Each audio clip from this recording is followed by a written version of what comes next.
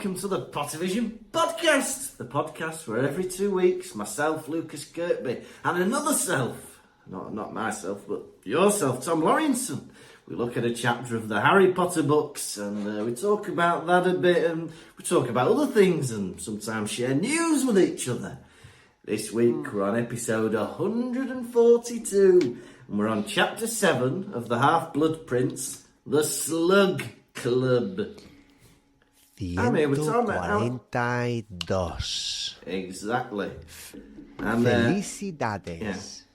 If I had a slug club, you'd be in it, you know. I'll break your jaw. Yeah.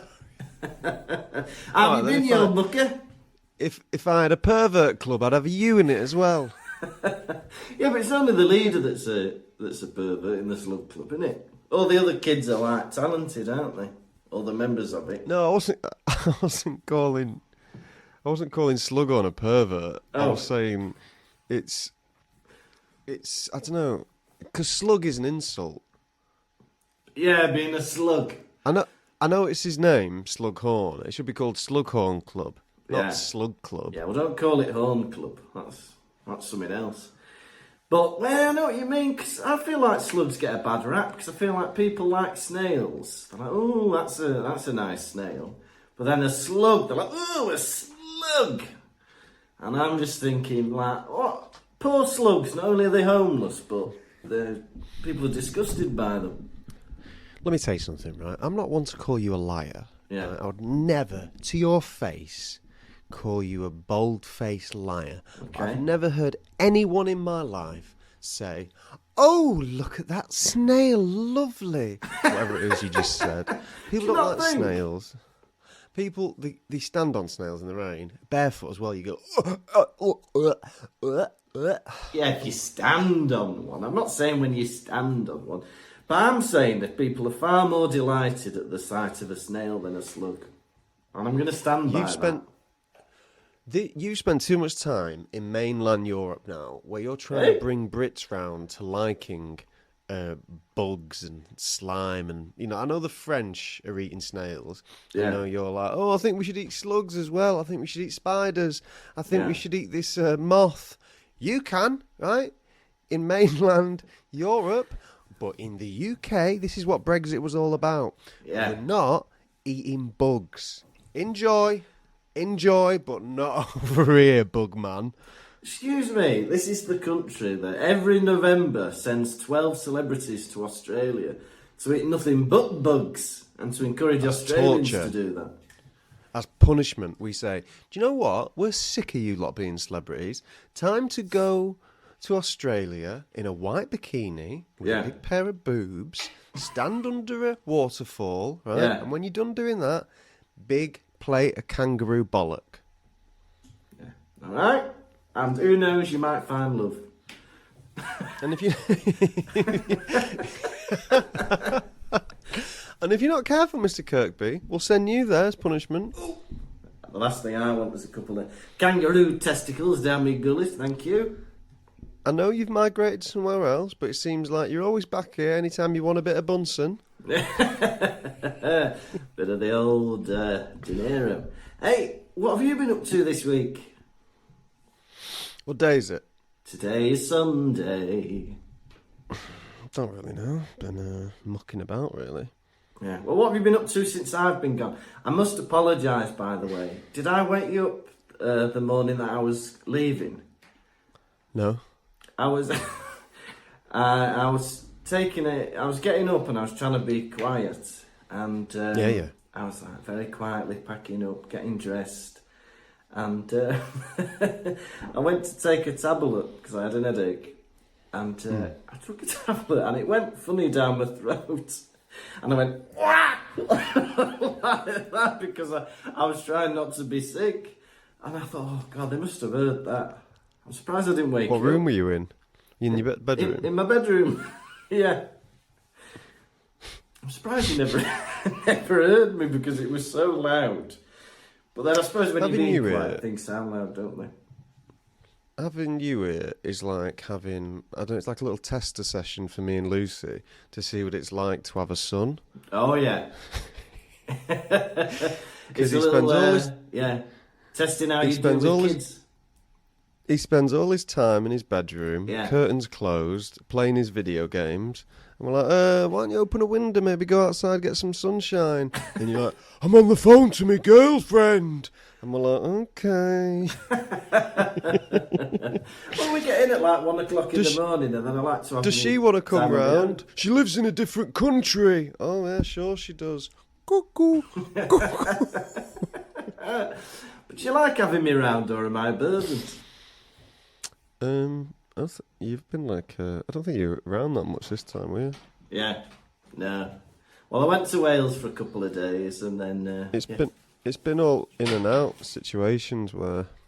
It wasn't like the first bit of the tour where me and you sat about and we watched the Outdoor Boys, and we... I don't know what we did. Was I ill? I think you were a little bit ill, weren't you? I think I had COVID, you know. No, I didn't have COVID. I'm not taking that on tour. No, don't be taking that on tour, eh?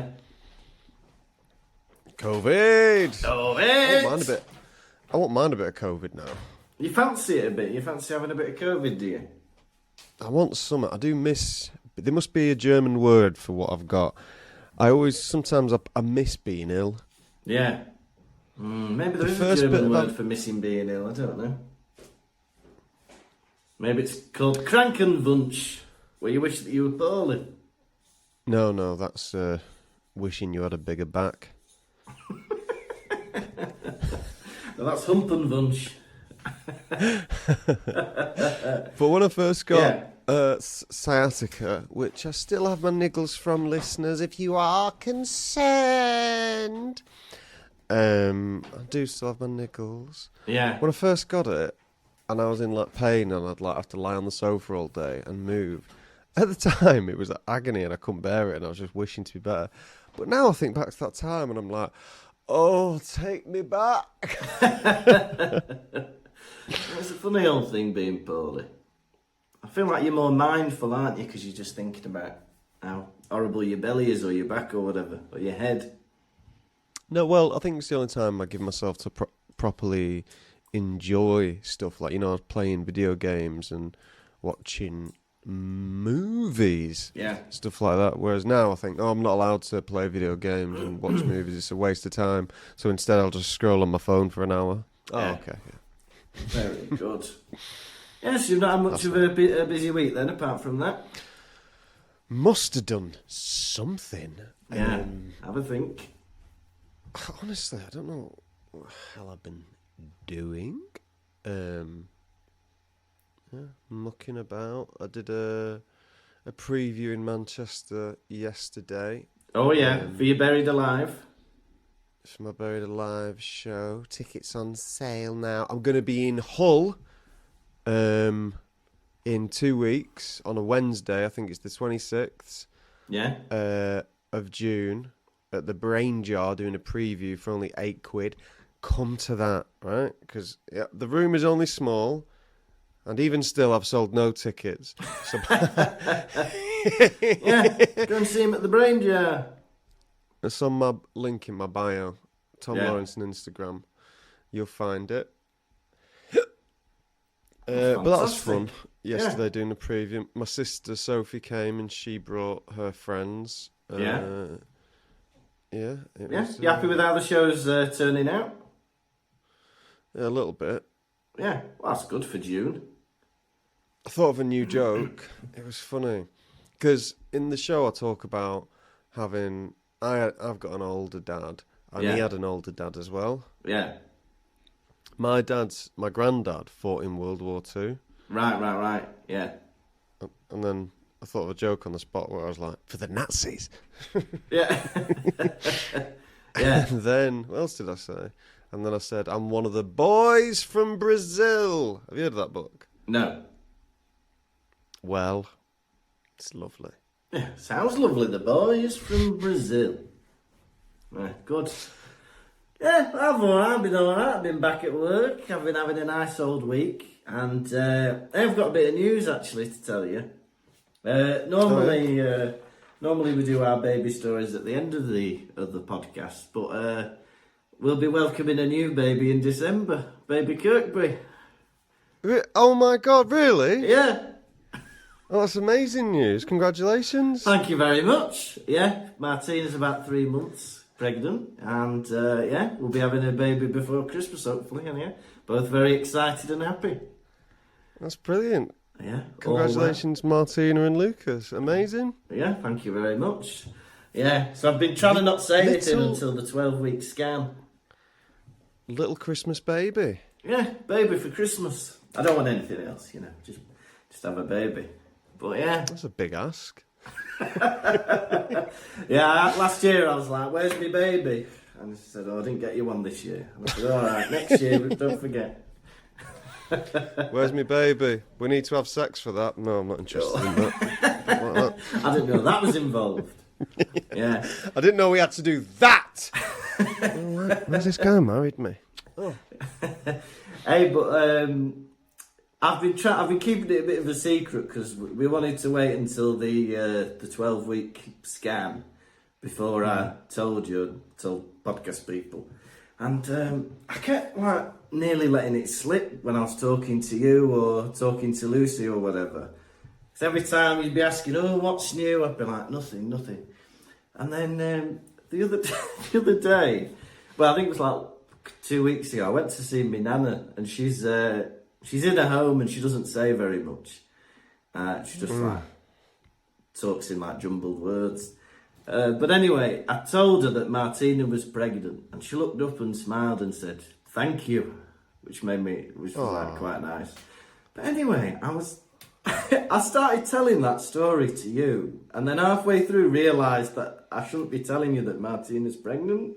So we were in the car, and I went, "Oh, something funny happened at the nursing home with my nana," and you went, "Oh yeah, what?" And then I realised, oh shit, I can't tell this story.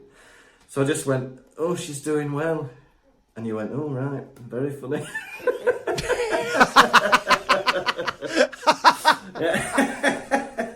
That's funny. Oh, very funny. Yeah. Lucas and one of his new stories. Yeah. Yeah, so she's been pregnant around Lanzarote time, so when we saw each other then, yeah. Oh, amazing. Yeah, there you go. Brilliant news. Yeah, thank you very much. Yeah. Am I allowed to tell Lucy? No, don't tell Lucy yet. Of course you can. Yeah. Well, it's public now, isn't it? So I think we have a few people that listen to this, don't we? It's not a secure line. Yeah.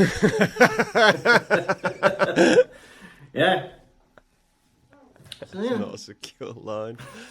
Oh, nosy people listen to these private conversations we have. Yeah.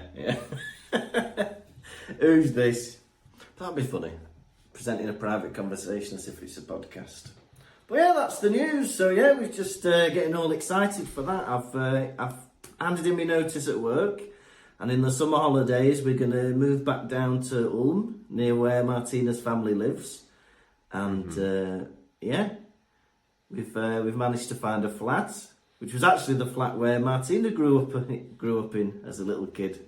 So it's all turned out amazing. Yeah. So it's all turned out really nice. I just need to find a job now. That's my next job. But yeah. So it's all coming together. What are you going to be? I'm going to be a dad. Any positions going for a dad? Pay any money? What do you mean? Yeah, I don't know. I'm just looking for different things. Something a bit different. Maybe that I can just do on my own a bit rather than having to be with kids.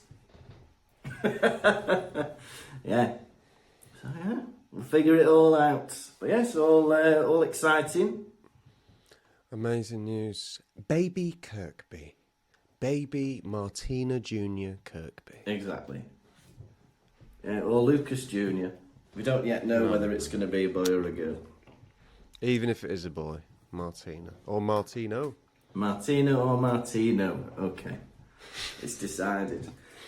Well, we don't know. All we know is that they're the size of a lime or a lemon. I think it's a lemon now. So it's very exciting. Lovely. Yes. So there you go. That's my news. Nothing much. It's been funny, like the last few times doing the podcast, where it's like, any updates? And I'm like, oh yeah, went to McDonald's. That's been the same as it's been for 3 years. Yeah. Yeah, it's been hard to keep it a secret from you. The only news I've got is that I went to McDonald's. That's what they do. We just got to stop calling it news updates. You know, like, what have you been up to? It should just be McDonald's updates. McDonald's over here at the minute are doing 3 for £3. If you've not checked that out, I suggest it. Yeah. You can get small fries, single cheeseburger, and 4 nuggets for £3, or you can get, 3 things for £3. Let me tell you what else is on that menu. You got McFlurry. Yeah. You've got apple pie. You've got, I'd hazard a guess, fruit bag, maybe veggie burger of some kind, maybe fish burger. I don't know, I'm making it up now. At McDonald's, half of those things cost under £1 anyway. Apple pie? Well, I don't know anymore. It's all gone up. I had a KFC for lunch. Did you? Very good. I do like KFC. What did you have, if you don't mind a personal question? They messed it up. I got a Supercharger Tower box meal with 2 chicken wings. They forgot my dip, and I opened the fries. There's like none in there. And there's no one to scream at. Oh no. I didn't know what to do, so I came up here, and I've got this photograph of you, and I just started cutting it up.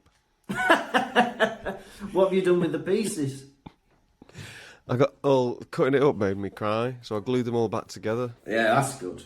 Yeah.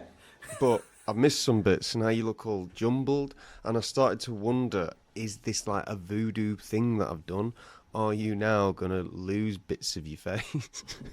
Well, it's funny you say, what time was this about that you did that? Oh, this must have been about 12:30 in the afternoon. Oh, bloody hell, it's about 1:30 in the afternoon. I felt like I was being ripped apart and then glued back together. I thought, that's a bit odd, isn't it? Why do I feel like that? And then Martin was like, don't worry, it'll pass. I was like, I don't know. Never felt like that before. But yeah, maybe it was a voodoo thing. I feel awful using voodoo on somebody. I just don't like being violent. You do? Do what? Remind me of the Babe. Dance, magic dance. You remind me of the Babe. What Babe? The Babe with the power. What power? The power of voodoo. Who do? You do? Do what? Remind me of the Babe. It all comes back together. Labyrinth, voodoo, new baby. How amazing. Exactly. How amazing. Yeah, so that's my news, really. Yes, I've only got about 5 more weeks at school. And the kids are all getting emotional as well, because that'll be the end of their primary school as well. And they'll all be flying the nest to the next school. I remember kids crying at the end of school, and I remember not getting it. Like, kids crying with teachers, I'm going to miss you so much, Miss Brooks. Let me tell you this right now as a Pottervision exclusive. Miss Brooks was a bitch. Bloody hell. Yeah. So you shed no tears, did you? Yeah, I don't know. I remember she was honestly, she was rotten. Rotten. Miss Rigby, on the other hand, fantastic. Yeah, well done, you, Miss Rigby. We have been on tour. I had Lucas Kirkby at my house some nights. We did Liverpool, and they postponed the show, made it at 9:30 or something when it was meant to be at 7:30. So instead of cutting it into 2 halves, we just did the whole show straight through. That was a lot of fun. And it was funny because we got announced before our little video clip at the beginning plays. We play a little video clip. Yeah. It's like Pottervision, little animation, lovely. And the guy announces, then we press play. So we got a clap for that. And then the video played, and then it ended. And then you went, everyone welcome to stage, Pottervision boys again. So we got another clap. And we were laughing on the drive home. Yeah. We were getting 2 rounds of applause before we'd even done anything. And then we just kept imagining that we didn't even want to do the show. We didn't want to tell any jokes. We just kept wanting round of applause. So we were looking at the audience going, let's have another one!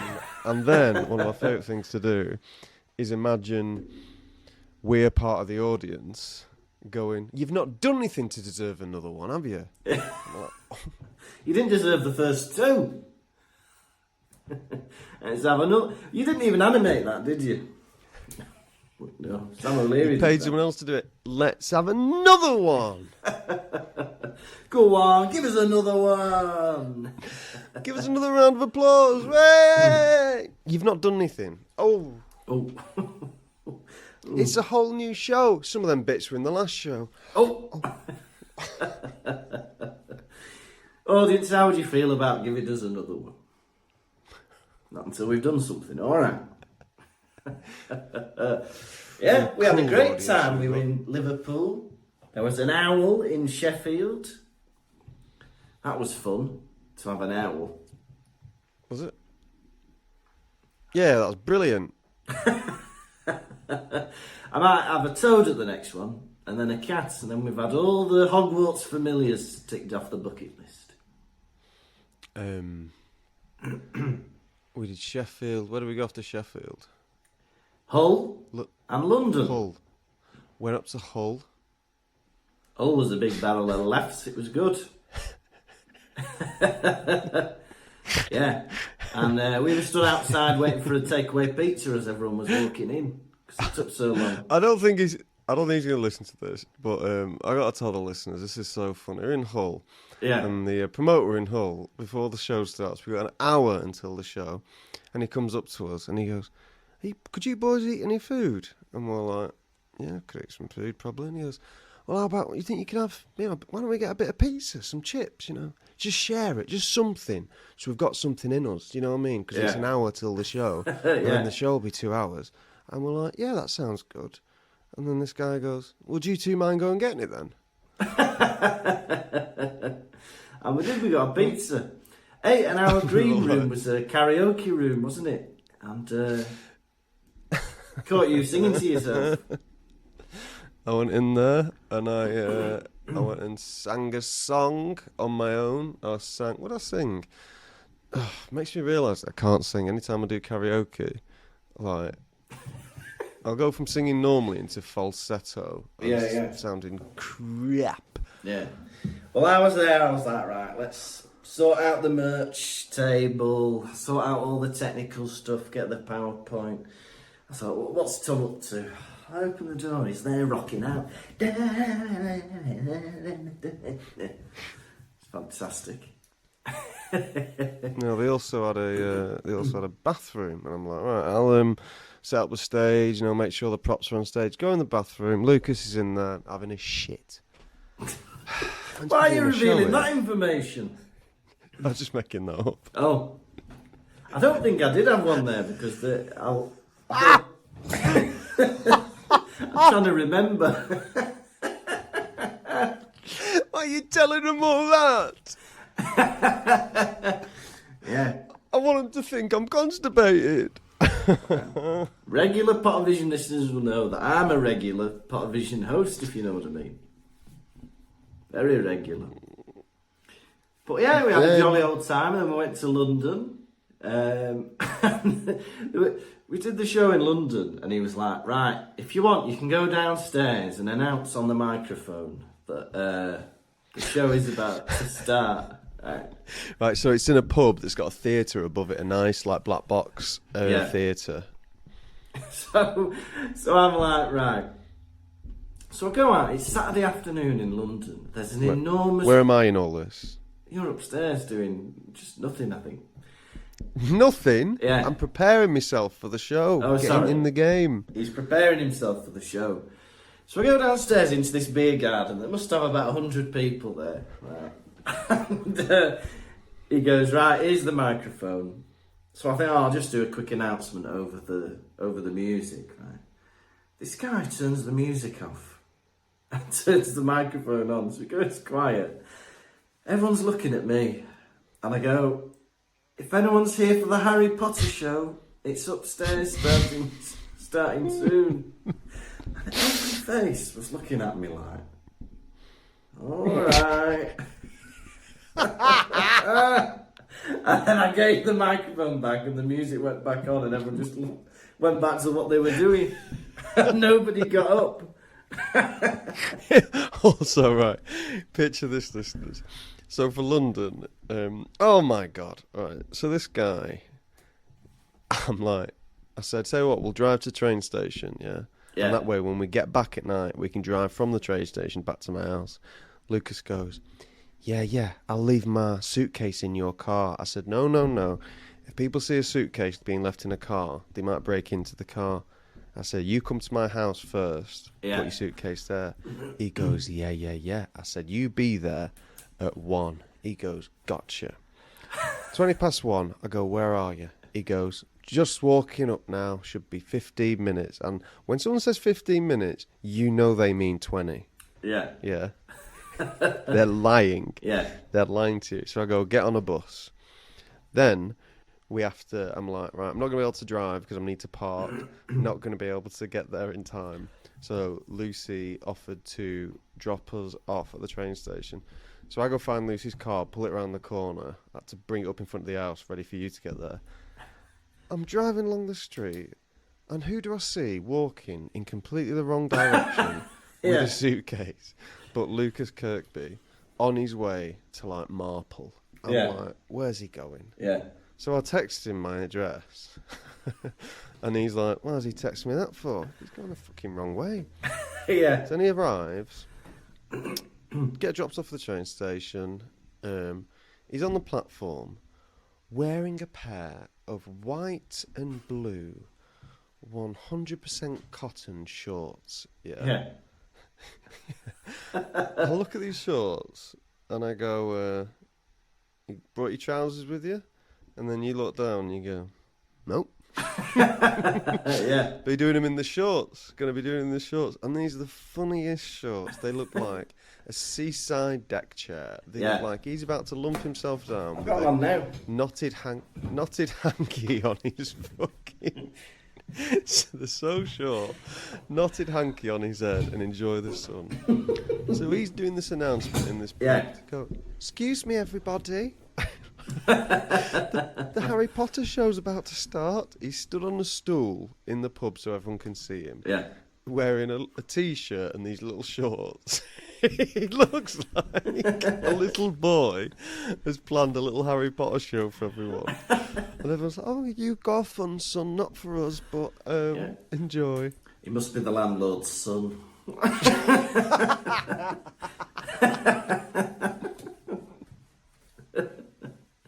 No talking while we're doing it as well. You have to watch. Yeah, but we had a jolly good time, if you remember. That London one was so much fun. Yeah, it's bloody good, wasn't it? We had a lot of cacklers in, big laughers. Oh, it's funny. A lot of poo stuff. I think I'm in my poo-poo era. I think it's sad to say, but nothing's making me laugh more than that at the minute. Yeah. It's bloody funny, isn't it? Well, I went to... Oh, my phone stopped recording. I don't know when that stopped. I've still got the audio. All right. Oh, let me see how long it went for. What was that face? That's me doing a yawn. We're back. Let me tell you this. Yeah. So I was in a supermarket and I found these sausages, and one of the sausages, it was really big and brown. I know, I saw this on your story. I know, young man, it was very cheeky of you. Yeah. But I put it on my story. People are liking it. So I uploaded it on TikTok. This sausage looked like a poo. It's done better than the last 20 of my videos. So like 300,000 views. Yeah. And it's just people in the comments going, it looks like a poo. It's a poo. There's a poo in there. It's poo. It's funny when people laugh at stuff like that, you think, well, why are we writing what we're writing? I remember I remember there was an interview with Rhys Shearsmith and Steve Pemberton, and they said they call it a pigeon landing on centre court because if there's ever a tennis match at Wimbledon or whatever, and a pigeon lands on the middle of the court, it'll get a big laugh from the audience at Wimbledon. And you think, like, if that's what people are laughing at, why are we even thinking about writing comedy if you could just put a poo in a bag of sausages and that'll get a laugh, or have a bird land on in the middle of a tennis court? I was walking through the streets of Manchester yesterday. Yeah. And there was a man who can only be described as a mad lad. A mad lad. A nut. A bonkers Barney. An unusual Eugene. Yeah. Yeah. He was a big lad wearing a cotton tracksuit. Yeah. Grey. He had 2 hearing aids. Yeah. And he was creeping up behind people. He creeped up behind me. I looked at him and then I looked away and he was grinning like this. Like that. Grinning. I turned away thinking, okay, do what I normally do. Don't engage with anyone. If they say anything to me, just walk off, run away. I turn away, and as I turn away, I hear this like really loud, wow! Like that. It scares the shit out of me. He's got this big boombox and a phone, and he's pranking. He runs up to people and plays the start of that song. Wow! I feel good. Yeah. Really loud, and he gets a massive shock out of everyone. And then once he gets the shock, he looks at you, he goes, yeah. And I watched him do it to 6 more people, and varying responses. He did it to a group of girls. 3 of them laughed. One of them was very upset. He did it to a couple. The lady laughed. The fella didn't find it funny. Did it to a group of lads. They were clapping, loving it. And that's just his evening's work, going around pranking people. Yeah. Is he filming it, or is he just enjoying the prank? This is just for him. Yeah. I was thinking he should be filming it, but instead, boombox massive. Yeah. I miss those old 90s noughties prank shows where they had like fake laughter and cartoon sound effects. And they'd play the same prank on about 10 people. Or it'd be like... I remember there's one where like there's a man with a massive backpack on and he asks for directions. And then while the guy's giving him directions, he turns around and there's like a completely different... There's a woman with the same backpack on. And the guy gets confused because it's a different person. And it's just like simple things like that. And then they'd repeat the prank about 12 times. And each time it turned round, there'd be like a dum, oh, and then like a monkey sound effect or something. I bet you like that monkey sound effect. Oh, I do. Little monkey. Little monkey sound effect. It's my little monkey. Anyway, do you want to be run down or not? Yeah, go on then, give us a rundown. Alright, it's chapter 7, book 6, The Slug Club. Guess what? They're going to Hogwarts. Yeah? Harry's preoccupied by Malfoy's behaviour. What's that blondie up to? Yeah? They get escorted by the Auras. What's that blonde bastard up to now? What's that blonde bastard up to this time? Yeah? He gets on the train, has a bit of fun with Neville and Luna, while Ron and Hermione execute their prefect duties. And then he decides, I'm going to spy while Ron and Hermione Malfoy. execute someone. Go on. Yeah. And he goes, right, I'm going to spy on Malfoy. But before that, he gets invited to Compartment C, to Horace Slughorn. He's got other people there, and he's like, right, what's going on here, Sluggy? And Slughorn's like, trying to see who might join his slug club, who's worthy. Anyway, then he puts on his invisibility cloak, goes into the compartment of the Slytherins, yeah? And he goes into the luggage compartment, and he thinks no one's seen him. And then as he leaves, Malfoy's like, oh, I'll just go back, I forgot something. And then he petrifies Harry with a spell, stamps on his nose and treads on his fingers. And he puts the invisibility cloak over him so no one can see him, in the hope that he's going to get sent back to London and not be able to come to Hogwarts. And that was the Slug Club. It's funny. Alright, go on then, back to London. Wound up back in London. Hi, Hogwarts, something happened. Alright, just come back. Alright. Alright. Missed any lessons? No, just back in time for bedtime. Yeah. No consequences of that. I missed the meal. We'll make you something. Oh, lovely.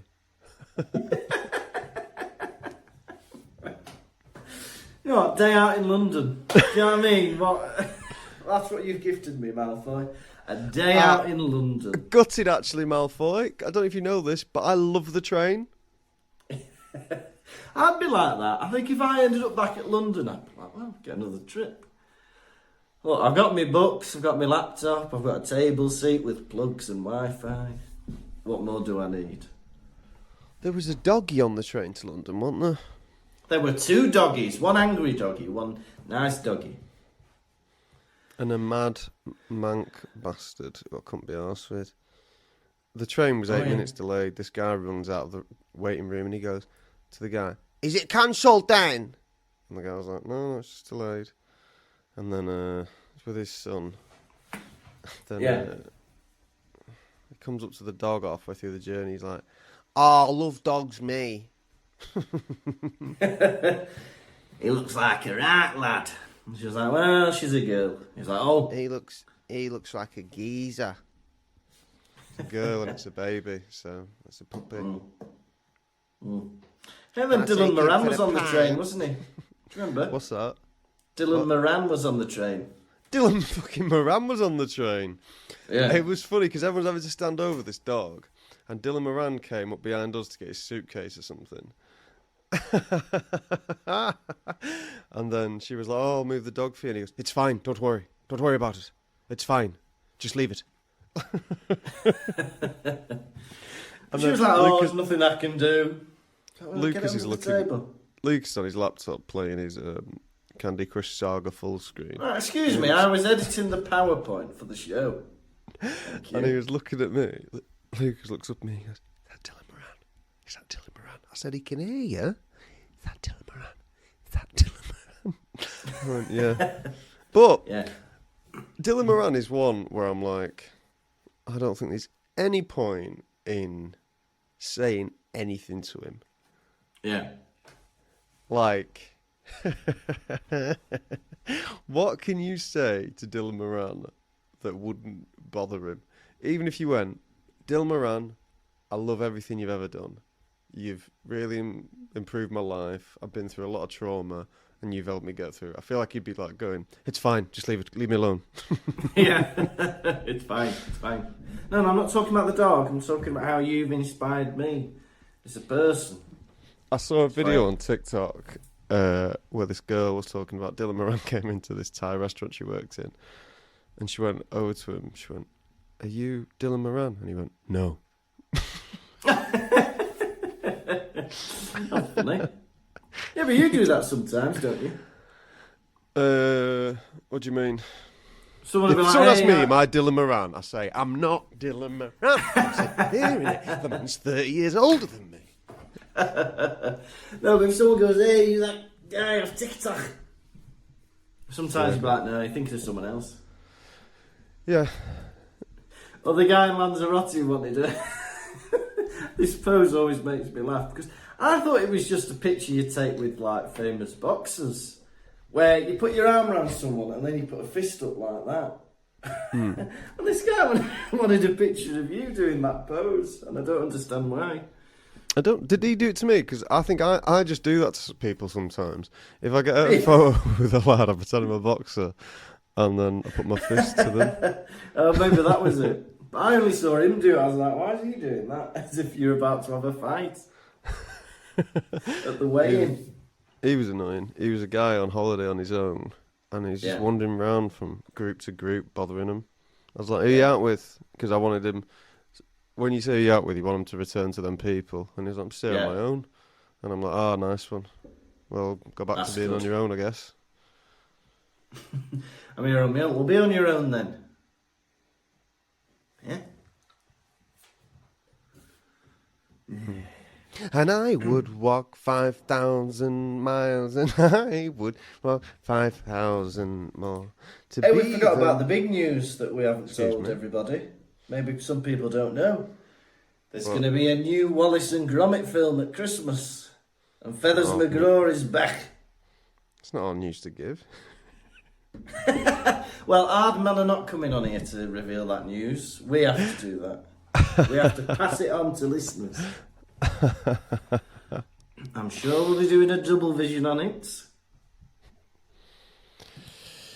Interesting. I was watching clips of A Grand Day Out this morning. Without it, I was just like, let's watch clips of this. Be nice for a bit. Because that is my favourite Wallace and Gromit. After that, it just gets silly. I've seen in this new one, there's a bit where Gromit puts on sunglasses, and I was like, what are we doing here? What, you going to have him twerking next? We got Gromit flossing. We've got a cameo where, I don't know, Wallace and Gromit and Gwendoline are doing the Harlem Shake. Who are you trying to appeal to with that? Oh, nobody. I don't know. That's not even for kids. Like the Harlem Shake was like 12 years ago. You've got Gromit doing the plank. You've got. They need to remember. Look, you've got Preston doing the ice bucket challenge.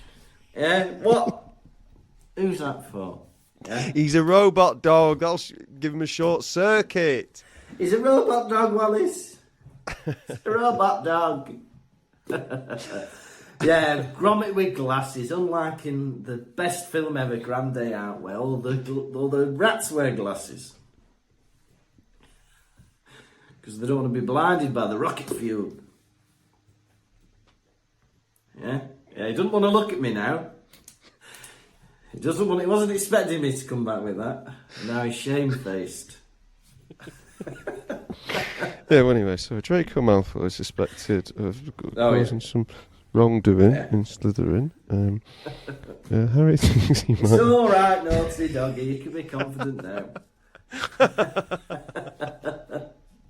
Shameful doggy. How about when dogs don't even bother to turn their head to look at you and they just go like this? My favourite thing about dogs is when they dream. And you can tell they're having a dream because their eyebrows move. You'll see a dog lying down with its eyes closed. And that'll just be like...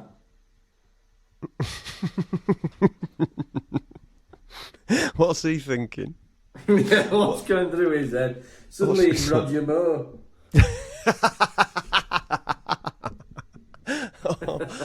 He never normally uses his eyebrows throughout the rest of the day. Get him in a dream and he's like... he's in a Cadbury advert with his twin sister. Yeah. Bum, bum, bum, bum, bum. Well, those eyebrows dance. Harry thinks that Malfoy is going to become a Death Eater if he's not already, right? He thinks he's got the dark mark on his arm. Dark mark. Dark mark. And I think he could be right there. Because it makes sense, the lad has been indoctrinated into dark wizard culture since he was a wee bairn. And it wouldn't surprise me if he was a Death Eater already, even though he's a bit young.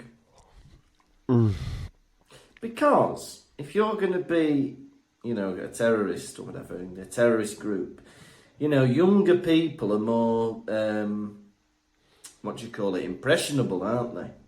So I think... If you're going to be in a terrorist group, younger people are more impressionable. I agree. I think, radicalise the young if you're Voldemort. That's what I say. This is when things start to get a bit more serious. I know in the film, this is like the first time that Malfoy is wearing like a suit. He used to be a little boy wearing little boys' clothes, but now he's wearing a black suit walking about. I know, but it does look a bit like he's going to his Year 11 prom. Yeah. I don't take him seriously in it. He's now a man. Yeah.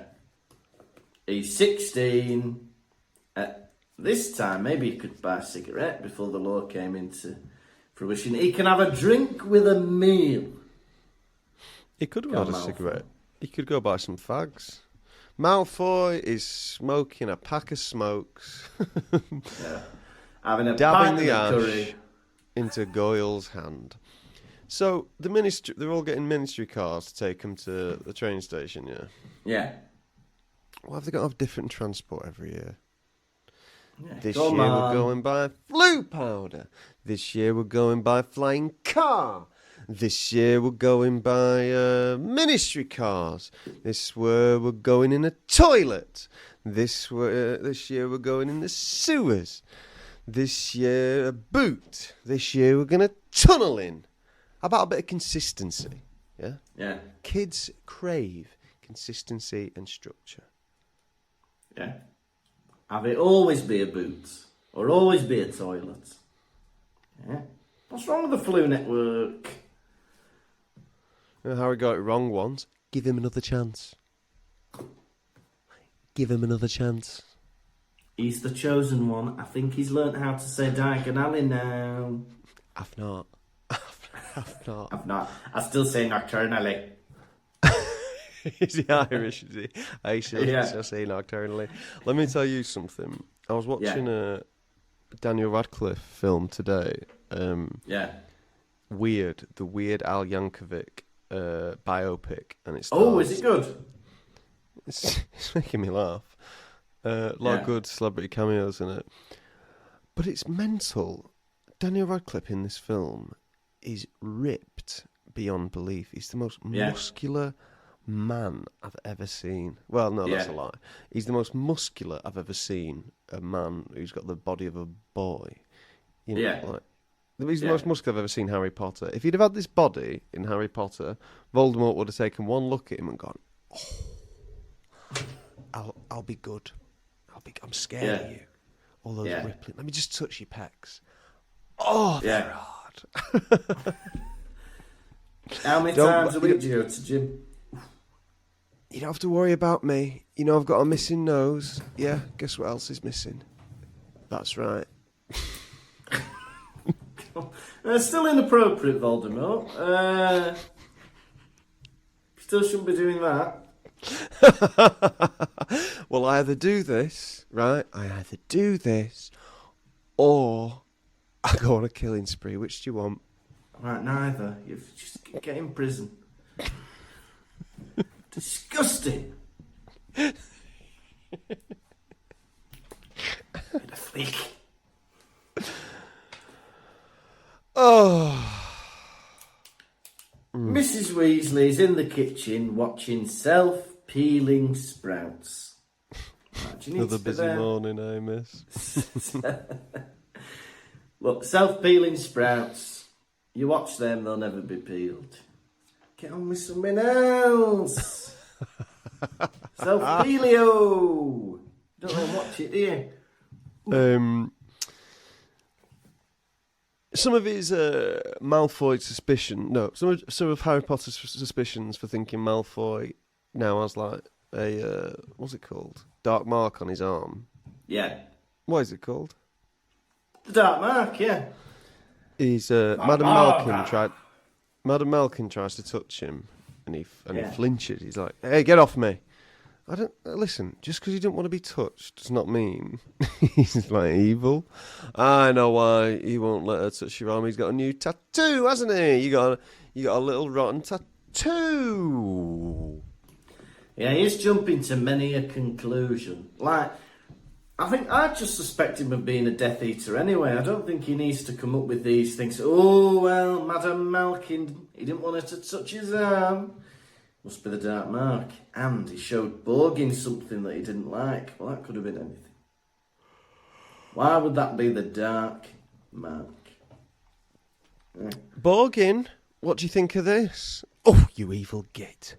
Ooh! Tattoo? Disgusting. Harry is in a carriage with Neville and Luna. Yeah. And Luna says, "Are we doing the DA again this year, Harry Potter?" And he's like, "No, Umbridge is dead now, no point." She goes, "I don't think she's dead." Yeah. Yeah, and also the DA was fun and useful. Just because you're actually getting proper Defence Against the Dark Arts lessons this year doesn't mean you can't still do that club. She said, "It was the first time in my life I felt like I actually had friends." And Harry felt a mixture of pity and sorrow for this girl. Why? She's fine. Yeah. You'd made a nice community. A lot of friendships are formed through little clubs and community consistency. Yeah. If you don't have, I don't know, it can be hard for some people. If you don't have a place you can turn up to regularly, Yeah. I don't know. It's been hard for Luna to make friends. And also, I don't know, who are these people picking? You know this, like, at the end of the Hogwarts year, when everyone's, like, cheering, and 1,000 points to Gryffindor for bravery, cunning, and the whole school, not even like, I was like, yeah. Yeah. Which one of you are doing all the bullying to Luna? Who is it? Who's bullying Luna? I've got you all here now. Stand up. Yeah. You've taken all of her stuff, you've hid it, you've thrown her sneakers up there, right? Yeah. Who's bullying her? You're expelled. We don't do that at Hogwarts. We're magical people trying to have a nice time. No bullying. I expect it from the Slytherins, but if you're not a Slytherin, what is going on? Yeah. I've put a drop of Veritaserum in every pumpkin pasty, right? So you tell me who's bullying her now. Yeah, because if someone had reported that at my school, it's been one hell of an assembly. If someone was being bullied, there'd be a right royal telling off. Get them up. You want to bully someone in front of everyone? You want to bully? Go on, bully me. Go on, bully me. You know, like, it's not nice to be bullied, is it? How about if I bullied you? Said, pushed you around, took your things off you. What would you do then? What would you do then? You tell your father? Yeah? Well, guess what? I'll tell my father. And my dad's biggest bastard in the world. Kez. Guess. My dad's heavyweight champion of the world. Yeah. But it's true, why are they not cranking down on bullying in Hogwarts? I feel like there's always either a scrap or people being mean or people insulting each other. Like mudblood stuff. That's like prejudice, isn't it? They need to bloody knuckle down. Clamp down on bullying. Mudblood stuff is prejudice. Yeah. You've got a new tattoo or something. What's that red thing on your arm? Oh, I've got an open sore. Thanks for bringing it up. Oh, sorry. No, I don't. It's a temporary tattoo that's. It says lovely time. I thought it was the Liverpool FC emblem.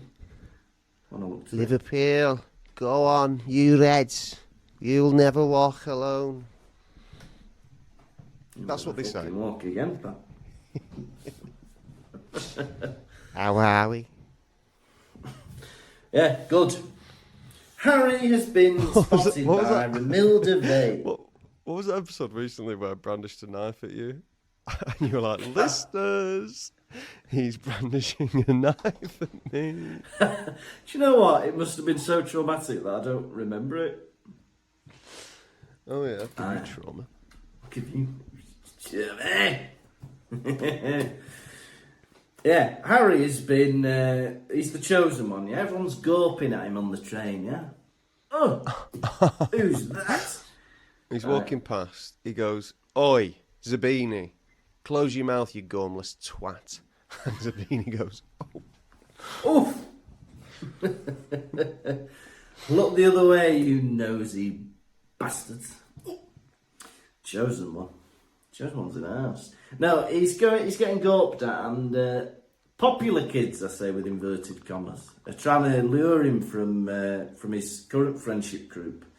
But I'm happy with Harry in this, because he's like, no, they're my friends, I'm sticking with them, Luna and Neville. Because I think more shallow people might have been tempted to ditch their friendship group for another group.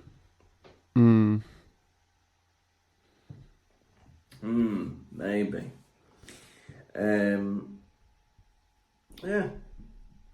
Then you got Slug on with this group. Pea Green! Pea Green! No, not Pea Green. not Pete. My name's Harry Potter, right? Now you're confusing me for Draco Malfoy. Pea Green boy! Yeah. Pea Green's a boy. I'm a boy. I'm not the boy Pea Green.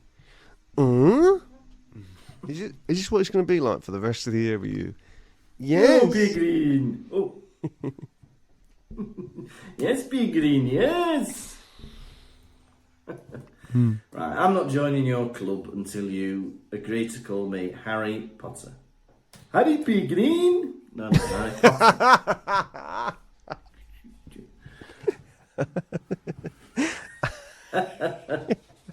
Harry Pea Green! I don't know about you, I don't like the idea of the club, the Slug Club. How do you feel about it? Should have called it Pea Green Pals. Oh, doesn't that sound more lovely? Hey, I'm a Pea Green pal. Are you? Oh, I'd love to be a Pea Green pal. Rather than I'm a member of the Slug Club. What have you got to do? What have you got to do to be a Pea Green pal? You got to try out at school. Leave it. And, just let him call you Pea Green all the time. I could do that. Hey, Any other benefits? Occasional meal. Occasional meal. Okay. I've had my tea tonight. Why am I meeting this man in Pea Green Club in his chambers to have another meal? I've eaten. What am I doing? I'm gaining so much weight in Pea Green Club. I can barely walk. Oh. Pea Green Club is making me feel sick. I'm the cleverest fat bastard at this school. And you know what? I don't feel that proud. Yeah, because they're snacking on all sorts in the compartment. And Marcus Belby chokes on a pheasant. And Horace Slughorn goes, "Anacneo!" And clears his throat, stops him from choking. How can wizards and witches live with themselves? I think every witch or wizard that is not a key worker should be saving lives somehow. Fire departments. Every witch or wizard that is not a key worker should be saving lives. Yes, I agree. Yeah, I'm sorry, it's Onko's joke shop. There's wars going on. If you're not a teacher or working in a hospital or working for the ministry... Oh, Madame Puttyfoot's tea shop. Right, Madame Puttyfoot. I know. And these people are living in London. There's like knife crime going on, gun crime, and then you've got the Weasleys mucking about on the street giving it this. Help people!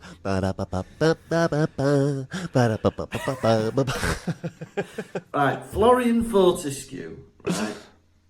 You could stop the ongoing high crime rate in London by intercepting with magic.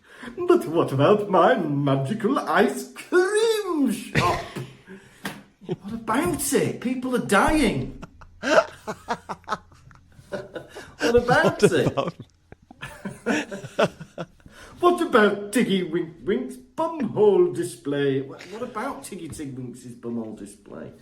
You should be saving lives, using your magic to, cut someone out of a car crash. Ollivander, I can't help but notice you're doing nothing for 11 months of the year. I wonder. Right, not I wonder. Get on some PPE clothing and start delivering. I want them litter picking. Yeah, Accio rubbish. Get them just long, just with a normal stick. I wonder. I used to love those litter pickers with a little claw. It used to be a privilege when you got to go around doing that. But yeah, more magicians as key workers, please. More magicians as key workers, please. Harry puts on his invisibility cloak and he climbs into the Slytherin's compartment. Right, and it says he gets up into the into the luggage compartment, and he could read every word of Crabbe's comic. Right. You shouldn't be reading Crabbe's comic. Yeah, you're listening for any information. He's up there, he's laughing. So, Harry, what's Malfoy up to? I've no idea, but Dennis and Nasher have had one hell of a week. And to celebrate, they're having a comic. big plate of mash and sausages. Right.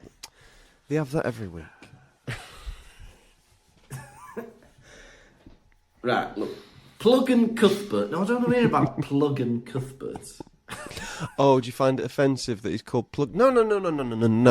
You went in there to discover information, not read the fucking Beano. Desperate Dan. You better shut your gob.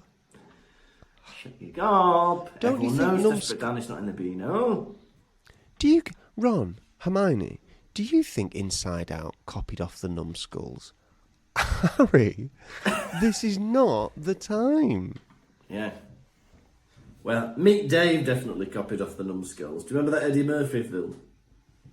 I remember the big head driving about Los Angeles. Yeah. Oh, yeah. I remember looking at a Beano recently, and it had like Desperate Dan in it and Corky the Cat. And I was like, what's the world come to? These should be segregated.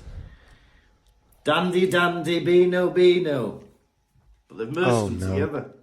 Dandy should not be in the... Desperate Dan should not be in the Beano. That is a full-grown man. Beano is all kids. I don't want a full-grown man in the Beano. Yeah, I don't. Get him out. Get Desperate Dan out. And I don't know what he's so desperate for. What does he want? Hashtag hang Dan. That's what I say. We're not... Desperate Dan's a hero.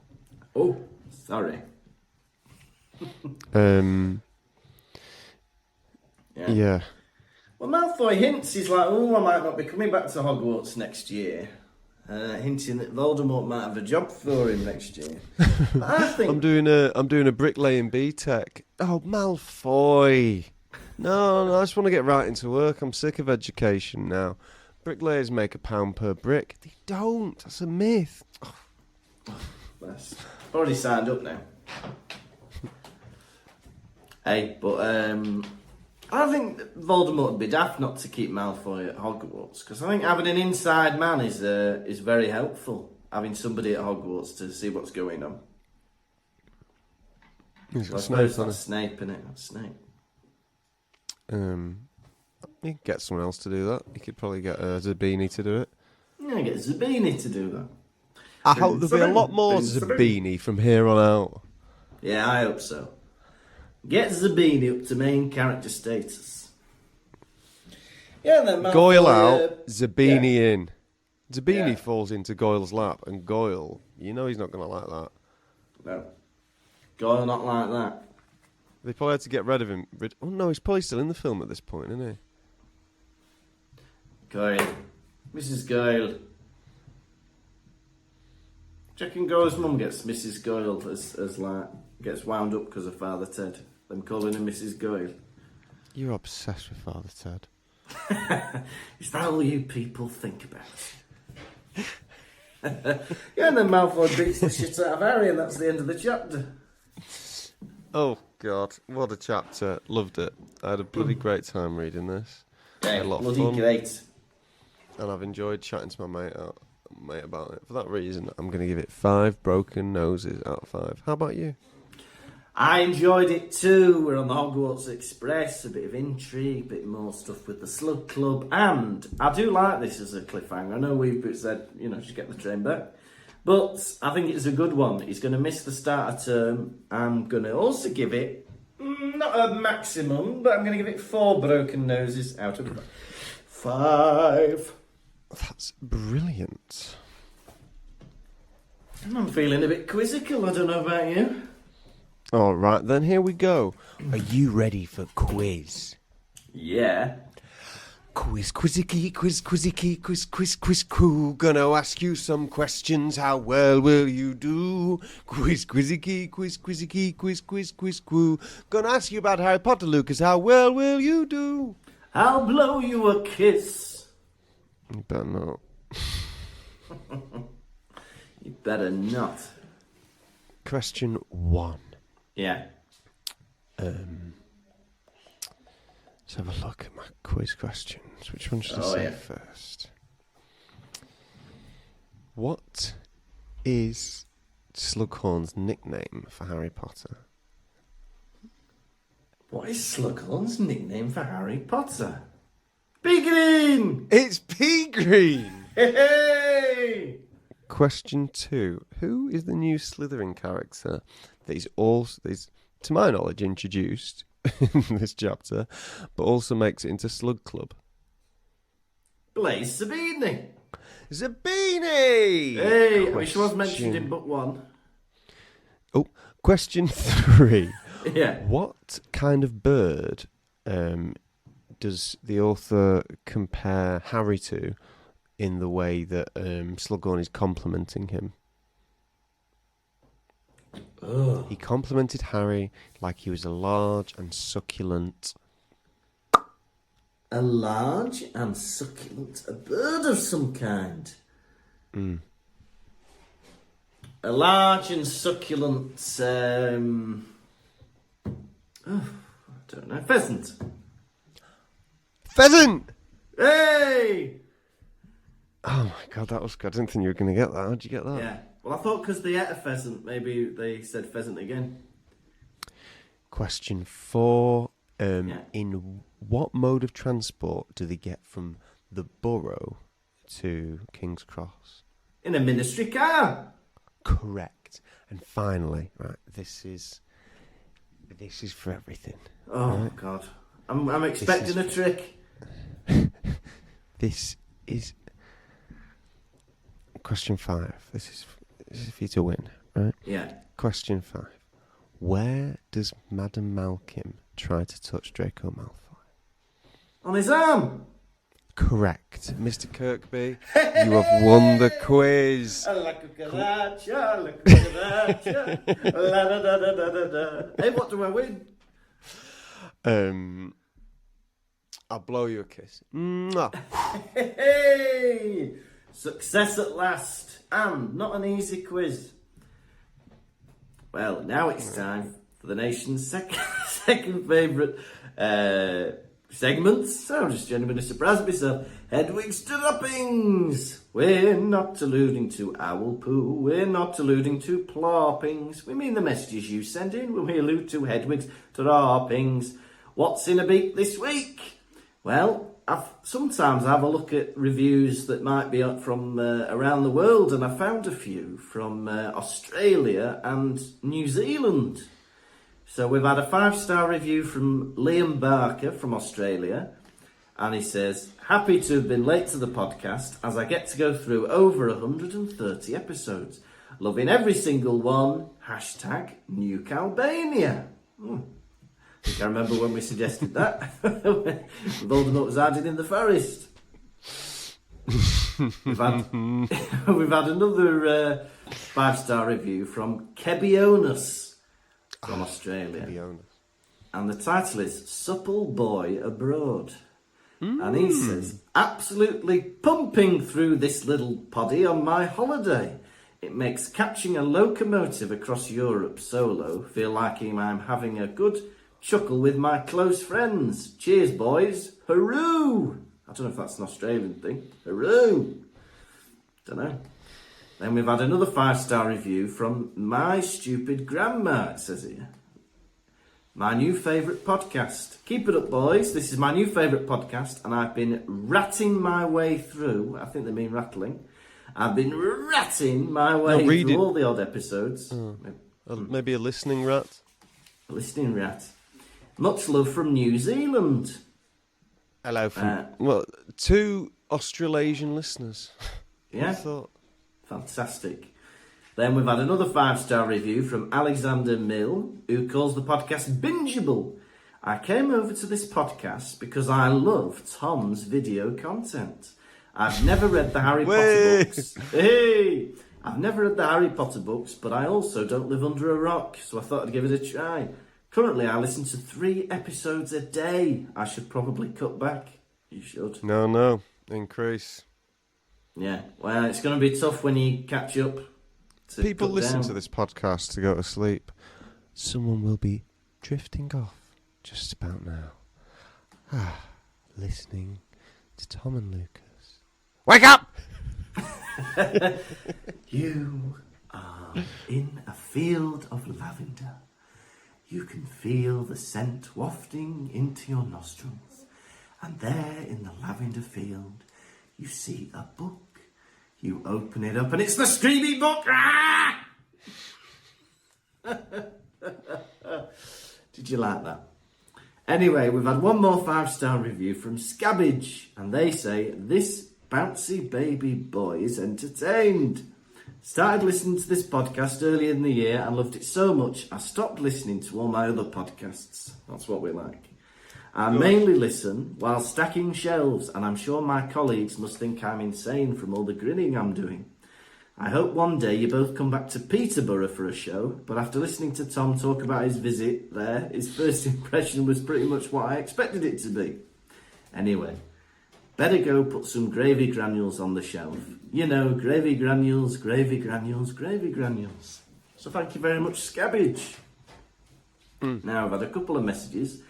One is from our patron, Rebecca Davis, who often comes to see us and famous in our minds for being at the Pottervision Christmas party, opening a bag of peas and feeding a cat. And Rebecca says, hello, Pottervision boys. Just want to say thanks for making yesterday Pottervision Day. Both shows were brilliant. Lucas dressed as Dobby and Tom's impressions were the highlights for me. My question for the next podcast is, what would you do to warrant an invite to the Slug Club? Also, if I'd have been Malfoy as well, stamping on Harry's nose, I'd have also given him a kick in the nuts while he was down. Although it's a kid's book, keep on Pottervisioning. Yeah, we'd have done that as well, Rebecca. We'd have kicked him in the nuts on the way down. But yeah, Tom. Yeah, man. Look, what would you do in school, do you think, that would warrant an invite to the Slug Club? How were you extraordinary at school? I was one of the few boys in my school whose parents were still married. So maybe that. Yeah, fantastic. It was a bit more common when I was in school, parents to be married. But it would either be my good maths or the fact that I could make songs up about the teachers to amuse the other children. Maybe that would be a talent that he'd like before the dessert. Hey there, everyone. Mr. Robinson. Don't we all love Mr. Robinson? Oh, custard creams for dessert today. Lovely, look. It's not that good, Lucas. I thought you'd like it, Mr. Slug.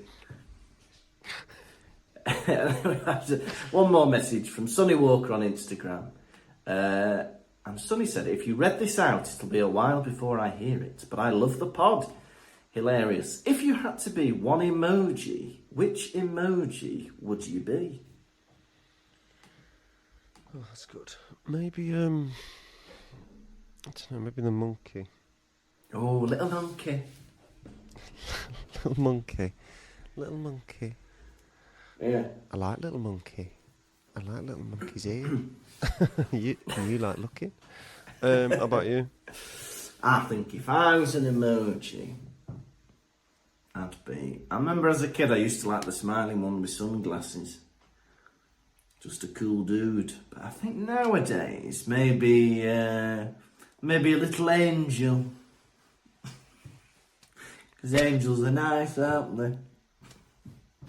Big Ed, you think you're an angel? More like you be that demon one that's like...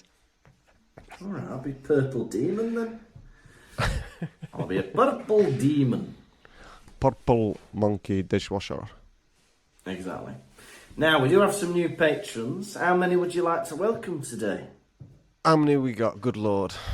We've got 9. 9. and the fee stays the same.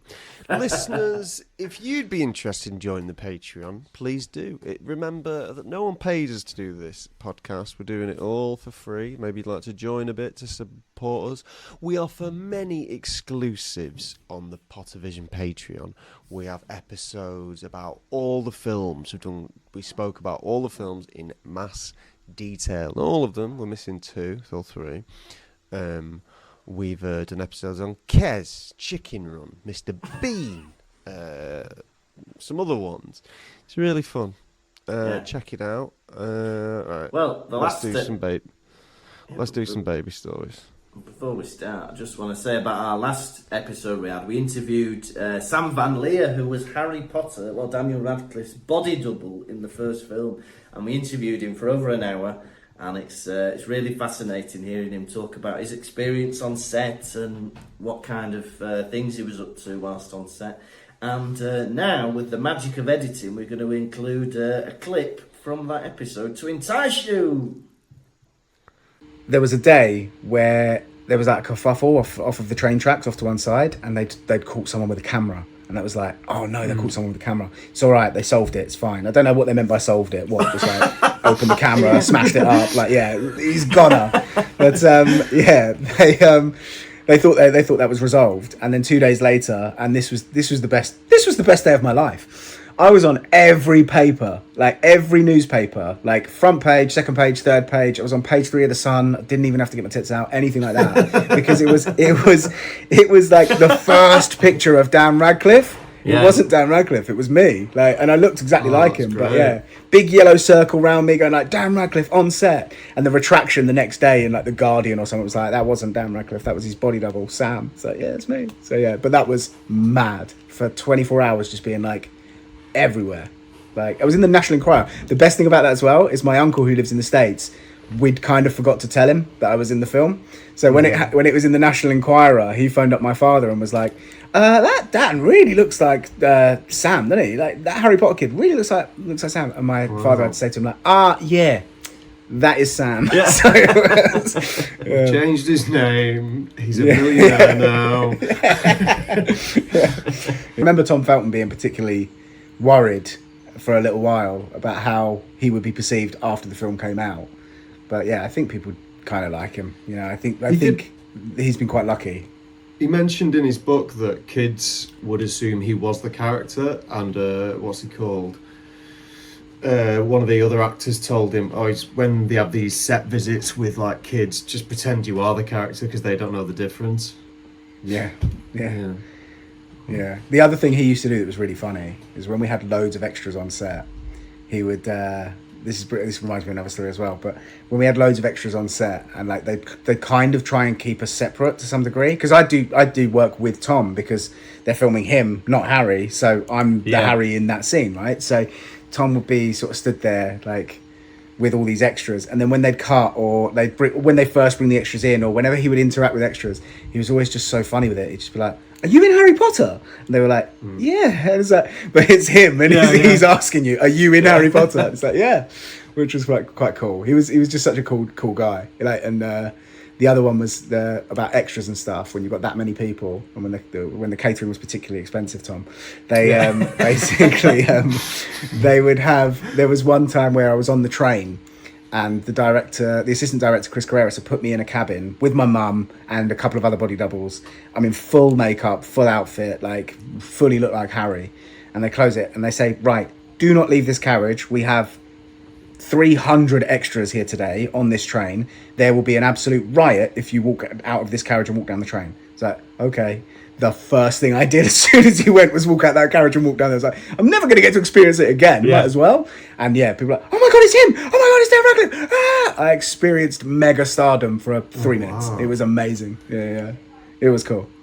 What do you do now? How do you fill your time? What do you get up to? Full-time nerd. I'm a co-founder of a ticketing company.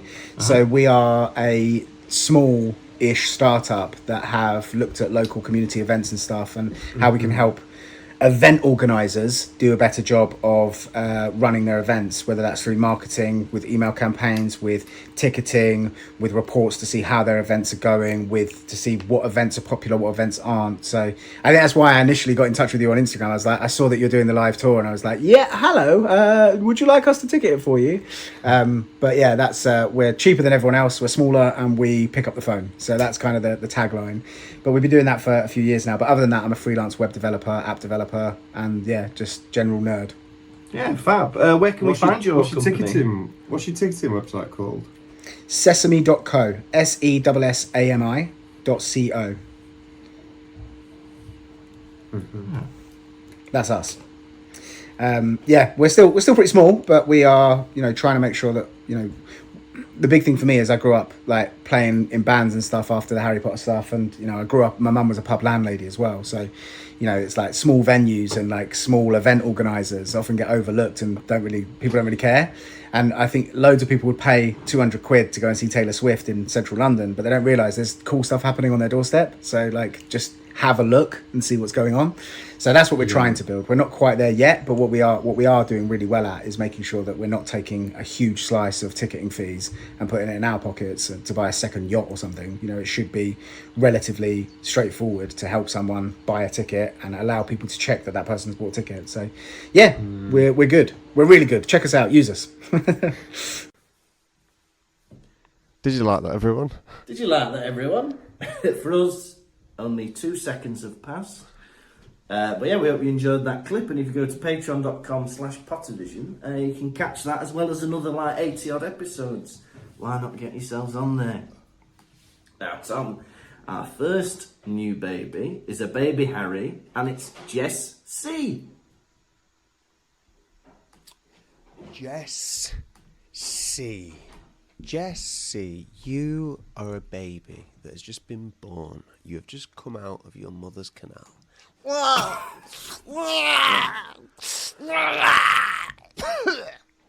Sorry, that was the doctor.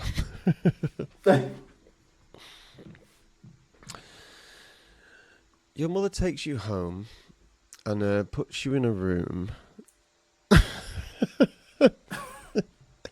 And in this room, there is a poster on the wall of a big, lovely birdie. You start to become transfixed by this bird, looking every day. You look at the pictures so much. Your mother should be like, doing stuff with you. But you spend a lot of time in this cot looking at this bird. You begin to think the bird is your mother, and you begin to think your actual mother is your servant. You look at your arms and you notice you have no feathers, but you have these naked fingers, and you have these naked toes. So you rip open a pillowcase and take out a load of feathers. Your mum accidentally leaves some glue lying around. You take some of that and you feather yourself up. A baby covered in feathers. You think now is time. You open the bedroom window. You crawl out. You climb up the brickwork and you jump onto the roof. Upon the roof, you see a large bird. Hello? Who are you? Don't you recognise your old mum?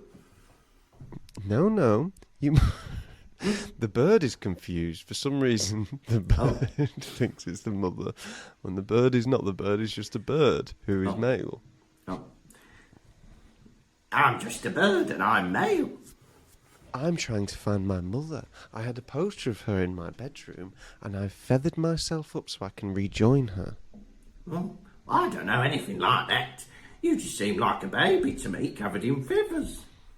Yes, a baby bird. Wouldn't you agree? Or do you think I'm something else? I think you're a baby human. You've just come from that ash. Do you not want to go back in the ash and see if your mum's in there? You're shifting and spoiling my state of mind. You're confusing me. You're freaking me out. And for that, I'm going to have to pounce on you. Little baby, you jump on the back of the bird. No. It begins to squawk. Oh, not there. Oh. Hands round its neck, the bird takes flight with you holding it, trying to escape your clutches. Swerving in and out of traffic. The bird lands, does a big roll. Its head lands in an open manhole cover just as a sewer worker is climbing out, and without realising, he drops the manhole cover onto the bird's head, and it is decapitated. The sewer worker picks you up and says, "What are you doing, little sweet bird? Where have you gone?" Oh, he's decapitated. Yeah. The sewer worker holds you up and says, "Did you get confused, little baby? Did you think that you were a bird? You're a baby, and you've just killed a bird. So that must be pretty freaky for you. We're going to send you to the hospital. You are sent to the hospital where you're met with me. I'm the doctor. I pick you up and I kiss the feathers. I don't kiss the feathers away. That's weird. I kiss you upon your forehead. Welcome." There you go. So thank you so much, Jess. We've had another baby Harry, and this baby Harry is Jack Mattless. Jack Mattress. No, not mattress. Mattless. You are a baby laying in a field looking up at the clouds, and you're letting your imagination run wild. You're looking up at these clouds and you're putting them into shapes that you are fond of. You look up at this cloud, Jack baby, Mattless, and you start imagining it's a nice burger. And you start licking your lips. I hope that burger comes down to me, you say to yourself. You think if you wait long enough, you'll be able to make the burger, which is a cloud, form into a solid and drop into your hand. You're reaching up and wishing, "Ah! Please!" Yeah. Please. Right? Clouds, the sky turns dark grey. Boom, boom. Boom, boom. Boom, boom. You're like, "I'm not going to let this stop me. You're trying to confuse me, aren't you, Lord? You're a Christian baby. You're trying to confuse me. You're trying to make me go back home. But I will stay in this field until a burger falls from the sky." All of a sudden, a fisherman appears in a yellow raincoat. Oh. All right, what's going on here then? Nasty day, is it not? "Isn't it obvious what I'm doing?" Jack says. You're trying to get that burger from the sky, aren't you? Yes. You see it too, I see. Yeah, it looks very nice and juicy. Just the right amount of lettuce and tomato as well. And the Lord, what's he trying to do? The Lord's trying to strike you down with lightning by the looks of it. Have you ever been in this predicament before, fisherman? Oh, many a time. And I tell you what I always do. A forward roll. A forward roll? Yeah, go on. Give it a go. Jack Baby stands up. This is the first time that Jack Baby has ever stood on his own 2 feet. Some people say walking for too early as a baby's dangerous. The ankles aren't strong enough. Never mind a fucking forward roll. Jack Baby stands up. Whoa! Head too heavy to support. Oh, go. The fisherman watches on supportively. Yeah, go on, that's it. Lean your head forward, don't be afraid. And put your weight forward into your head.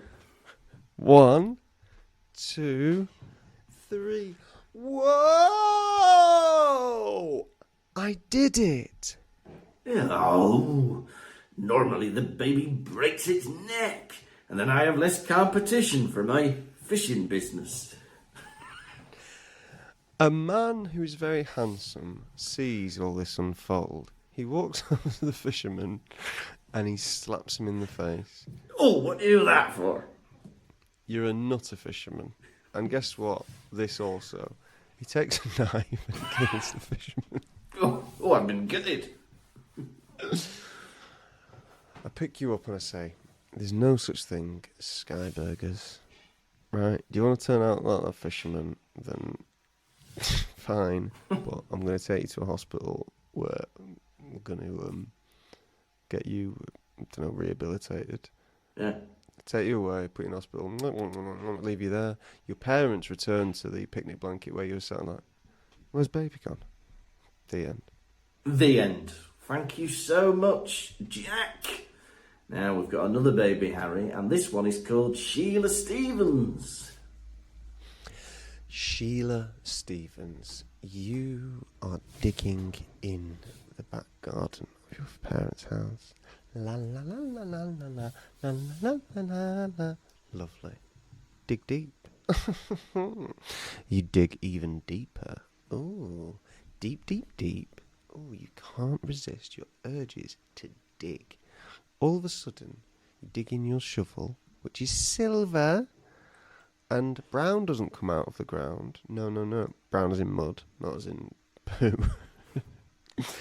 You dig your shovel into the ground and pull out the tip, and the tip of the spade is black. You have struck oil. Oh. It starts pooling into the garden. Texas tea. Over the garden wall appears an oil tycoon. I say, it looks as if you've struck oil, little boy. Girl, sorry. I have. What's it to you? Why were you watching me? Well, I always like to make sure my neighbours are doing what they should. Anyway, a little baby like you wouldn't know how to sell oil for a profit. You need a business partner. What are you proposing? I'm proposing a 95 to 5% split in my favour. Think of what you could do with all of that 5%. I've not done any maths before because I'm just a little baby. Is this a good deal?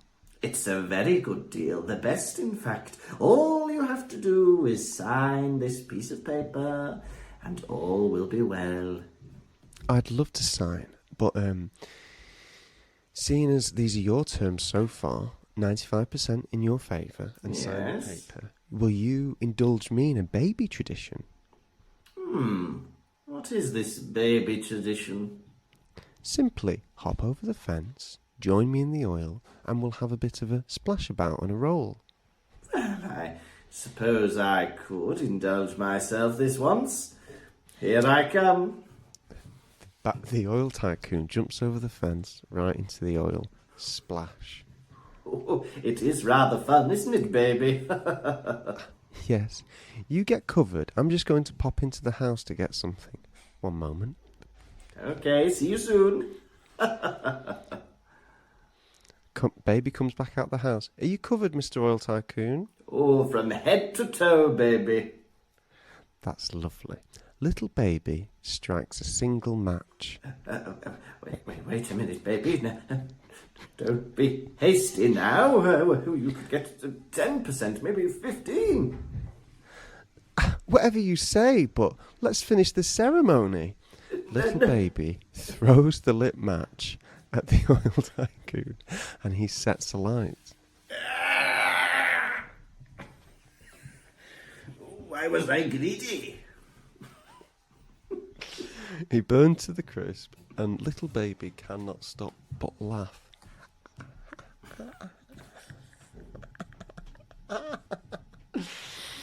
Police come. And they put baby in a straitjacket. take baby to an insane asylum. Fantastic. And I pop my... Not lovely. That's lovely. Thank you so much, Sheila. Do you want to do one more? Yeah, right. Let's do one more. Our final baby Harry today is Stacey. Stacey, baby. You are a baby. You have wandered into a high school into a high school chemistry lesson. The Bunsen burners are firing. The chemicals are splashing about. The teenagers are having fun. Bit of light flirting, joking about. One boy's splashing acid at people. Stop! Bit of fun. You're watching thinking, is this what's going to await me when I become a teenager and go to high school? Maybe. The teacher comes in, furious. What are you kids doing in here? We all know we're not allowed to use the Bunsen burners without teacher supervision. Hello, Hagrid, they all say.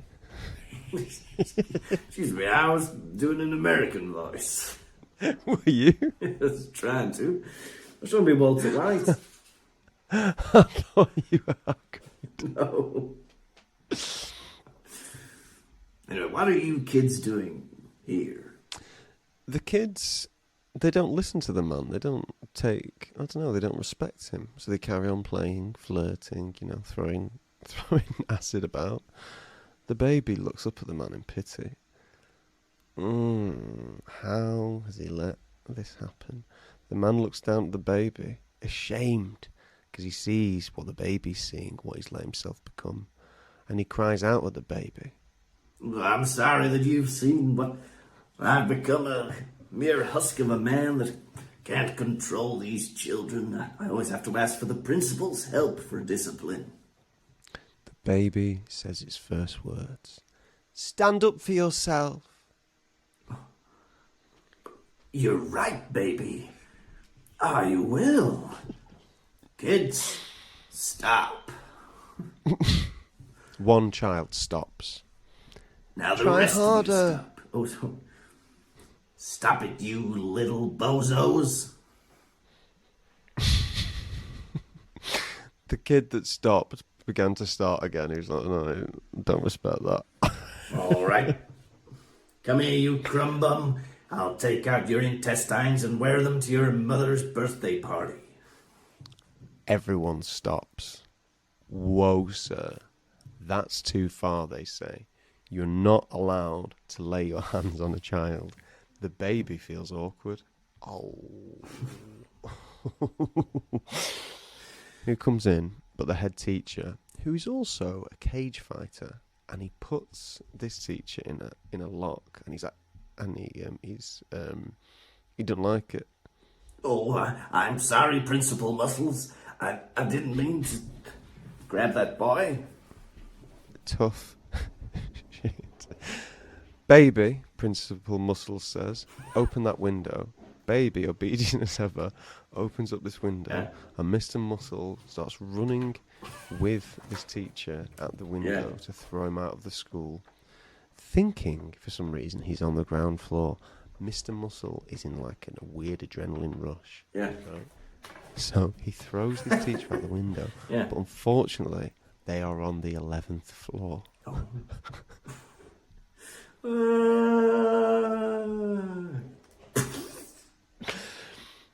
Everyone cheers. Way! Yeah. Mr. Muscles turns to the class. Well, I've got an important lesson to be getting back to myself. I do statistics as well as being the head teacher. Baby, would you mind covering the rest of the lesson? Baby says yes.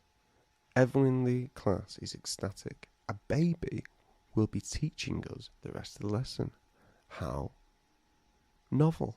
Yeah. The baby opens up the exercise book and he says, everyone, page 17, activity 1A, go from there. It was a success. That's fantastic. And thank you so much, Stacey. And that was the end of Hedwig's Droppings. This has been the Pottervision podcast. Thank you all so much for listening. Yeah, like we said, if anyone would like to support us on Patreon, patreon.com/Pottervision, support us on there. Hey, I've got a family to feed. Hey, and I tell you what, you can also come and see us on tour in July. The end of July, we're going to be in, where are we going to be? Nottingham, Bristol, Cardiff, Swansea and Brighton. And you're going to be in Bristol, aren't you? Or is that not confirmed yet? That's confirmed. Link in my bio. Bristol on like the 17th or something. Doing a work in progress of my new Buried Alive show, and also I'm doing Leeds and Liverpool of my show Hubba Hubba, my stand-up show Hubba Hubba. So if you want to see either of those, please go to that. Hubba Hubba in bio. In July, Leeds and Liverpool. Fantastic. And yeah, so come and see us or come and see Tom. Or why not both? Treat yourself, you're an adult. You can do what you want. Next time, we'll be on episode 143, Chapter 8 of Book 6, Snape Victorious. You have been none other than Tom Laurinson. And you have been father-to-be Lucas Kirkby. Goodbye. Pottervision. Thank you for listening to the Pottervision podcast. The music was performed by Jack Evans. If you'd like bonus content and to support the show, you can visit patreon.com/Pottervision.